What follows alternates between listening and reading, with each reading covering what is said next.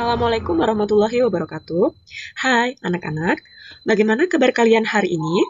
Semoga kita semua senantiasa sehat walafiat dan tetap semangat meskipun belajar dari rumah. Hari ini kita akan belajar dengan tema yang sama, yaitu tema 4, berbagai pekerjaan, subtema 2, pekerjaan di sekitarku, muatan pelajaran IPS. Sedangkan materi yang akan kita pelajari hari ini yaitu jenis pekerjaan berdasarkan kegiatan ekonomi. Nah, anak-anak, untuk lebih jelasnya, simak video ini sampai akhir ya.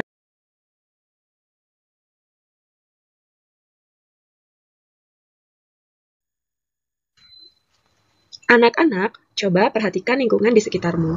Di lingkungan sekitar kita banyak pekerjaan yang dilakukan orang. Misalnya, pedagang berjualan di pasar, nelayan yang mencari ikan, atau petani yang memanen sayur. Pendapatan dari hasil pekerjaan mereka dipergunakan untuk memenuhi kebutuhan hidup, seperti makanan dan pakaian. Nah, dapat disimpulkan bahwa pekerjaan adalah kegiatan yang dilakukan oleh seseorang yang bertujuan untuk memenuhi kebutuhan hidupnya. Anak-anak, pernahkah terpikirkan olehmu dari mana pakaian kita berasal dan bagaimana akhirnya bisa kita kenakan? Saat mengunjungi pusat perajin kain tradisional, Adit baru tahu bahwa bahan dasar pakaian adalah kain. Umumnya, kain terbuat dari kapas. Tahukah kamu bagaimana kapas diolah menjadi kain? Nah, perhatikanlah proses pembuatan kain secara tradisional berikut ini. Proses pembuatan kain secara tradisional dapat kalian lihat dalam gambar berikut ini ya. Nah, Ibu akan menjelaskan bagaimana proses pembuatan kain secara modern. Kapas yang dipanen petani dijual kepada pengepul kapas untuk selanjutnya dikirim ke pabrik tekstil. Pengepul kapas adalah orang yang pekerjaannya mengumpulkan kapas dari petani untuk dijual kembali secara grosir atau dalam jumlah besar. Di pabrik, kapas ditenun menjadi lembaran benang. Benang-benang tersebut kemudian ditenun menjadi lembaran kain yang kemudian disalurkan kepada pedagang kain di pasar untuk dijual ke pedagang pakaian. Pedagang pakaian biasanya akan membayar jasa penjahit untuk mengubah kain menjadi baju atau celana yang siap dipakai. Selanjutnya, baju dan celana akan disalurkan ke toko-toko. Di sanalah akhirnya kita mendapatkan pakaian. Itulah proses yang terjadi di balik pakaian yang kita kenakan. Ternyata melibatkan berbagai jenis pekerjaan ya. Pekerjaan-pekerjaan tersebut saling berhubungan dan berinteraksi dalam proses jual beli. Proses jual beli ini menandakan adanya kegiatan ekonomi. Kegiatan ekonomi yaitu kegiatan yang dilakukan untuk memenuhi kebutuhan hidup kita. Anak-anak, bisakah kamu menuliskan kembali pekerjaan apa saja yang terlibat dalam proses pembuatan pakaian tadi?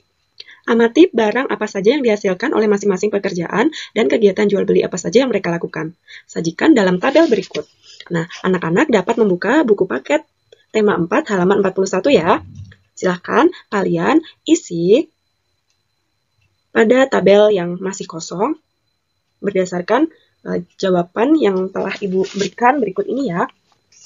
Nah, yang pertama, ada pekerjaan petani kapas. Barang yang dihasilkan yaitu kapas. Kegiatan jual belinya yaitu menjual kapas. Yang kedua, ada pekerjaan pengepul kapas. Barang yang dihasilkan berupa kapas. Kegiatan jual beli, membeli kapas dari petani dan menjual kapas pada industri tekstil.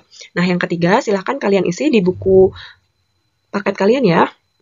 Yang ketiga yaitu ada buruh pabrik. Barang yang dihasilkan yaitu benang. Kegiatan jual belinya yaitu membeli benang, membuat benang dan menjual benang. Nah, yang keempat ada pedagang kain.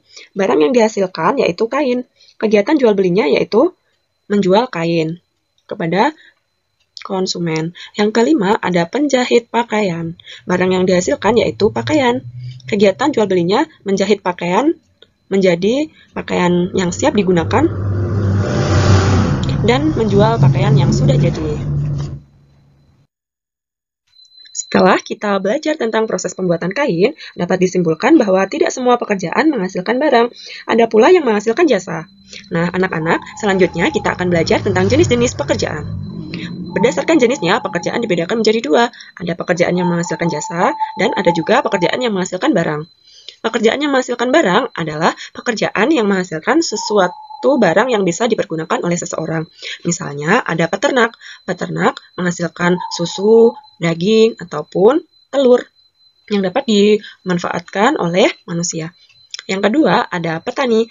Petani menghasilkan padi, buah-buahan, sayur-sayuran, jagung, dan lain sebagainya yang dapat dikonsumsi oleh manusia. Yang ketiga, ada nelayan yang menghasilkan rumput laut dan ikan. Yang selanjutnya ada buruh pabrik yang menghasilkan suatu produk yang kita gunakan dalam kehidupan sehari-hari, misalkan kecap, susu, gula, dan lain sebagainya. Nah, sedangkan pekerjaan yang menghasilkan jasa adalah pekerjaan yang menawarkan suatu pelayanan yang dapat kita nikmati. Jadi, pekerjaan yang menghasilkan jasa itu memiliki keahlian tertentu yang dapat dinikmati oleh seseorang. Misalkan guru. Guru memiliki keahlian untuk mengajar dan mendidik siswanya. Yang kedua, ada tukang cukur rambut. Tukang cukur rambut memiliki keahlian untuk memotong rambut konsumennya. Yang ketiga, ada polisi. Dan yang keempat, ada dokter. Beberapa pekerjaan tersebut mempunyai suatu keahlian yang berupa jasa yang dapat dinikmati oleh orang lain. Anak-anak, kita sudah belajar tentang proses pembuatan pakaian dan jenis-jenis pekerjaan dalam kehidupan sehari-hari. Selanjutnya, kita akan belajar tentang kegiatan ekonomi. Kegiatan ekonomi dibagi menjadi 3. Yang pertama ada kegiatan produksi, yang kedua ada kegiatan konsumsi, dan yang ketiga ada kegiatan distribusi. Oke, langsung saja kita belajar tentang kegiatan produksi. Kegiatan produksi adalah kegiatan yang menghasilkan atau menambah nilai guna suatu barang. Misalkan, penjahit yang menjahit kain menjadi pakaian yang sudah jadi. Dalam kegiatan ekonomi, penjahit berperan atau disebut sebagai produsen. Selanjutnya kita akan belajar tentang konsumsi. Konsumsi adalah kegiatan mengurangi nilai guna barang seperti membeli atau memakai suatu produk. Misalkan, seseorang membeli pakaian yang ada di toko. Nah, orang tersebut dalam kegiatan ekonomi dinamakan sebagai konsumen. Yang terakhir ada distribusi. Distribusi adalah kegiatan menyalurkan barang atau jasa. Dalam kegiatan ekonomi, seperti pengepul kapas, bertugas sebagai penyalur atau distributor, karena ia tidak menghasilkan barang baru dari kapas tersebut. Juga dia tidak menambah nilai guna kapas tersebut. Distributor hanya menyalurkan barang dari produsen kepada konsumen. Anak-anak, sekarang kita akan belajar tentang alur pendistribusian daging menjadi sebuah makanan yang siap disantap oleh konsumen. Coba kalian perhatikan alur pendistribusian daging berikut ini. Berdasarkan gambar berikut ini, sapi dari peternak dipelihara dan dirawat sampai sapi tersebut siap untuk disembelih. Ketika sapi sudah siap untuk disembelih, peternak akan menjual sapi di pasar hewan. Saat di pasar hewan, sapi dibeli oleh jagal. Jagal adalah seseorang atau pekerjaan yang pekerjaannya memotong sapi, memotong daging sapi. Nah, setelah jagal memotong sapi, jagal akan menjual daging sapi ke pasar dan disalurkan ke pedagang daging yang ada di pasar. Nah, pedagang daging yang ada di pasar menjual daging tersebut kepada konsumen. Nah, konsumen tersebut bisa dari rumah tangga ataupun dari restoran.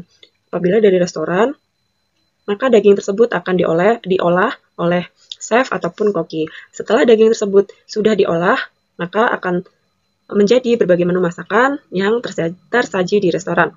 Setelah makanan sudah siap, maka konsumen siap untuk menyantap masakan yang berbahan daging. Nah, itu tadi alur pendistribusian daging menjadi makanan yang siap disantap oleh konsumen.